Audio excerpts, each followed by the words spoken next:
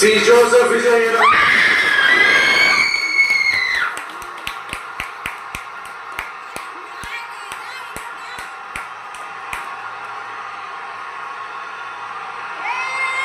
சட்டப்படி அமைக்கப்பெற்ற இந்திய அரசியல் அமைப்பின்பால் உண்மையான நம்பிக்கையும் நாடாப்பற்றும் கொண்டிருப்பேன் என்றும் இந்திய நாட்டின் ஒப்பில்லாத முழு முதல் ஆட்சியையும் ஒருமையையும் நிலை நிறுத்துவேன் என்றும் தமிழ்நாட்டு அரசின் முதலமைச்சராக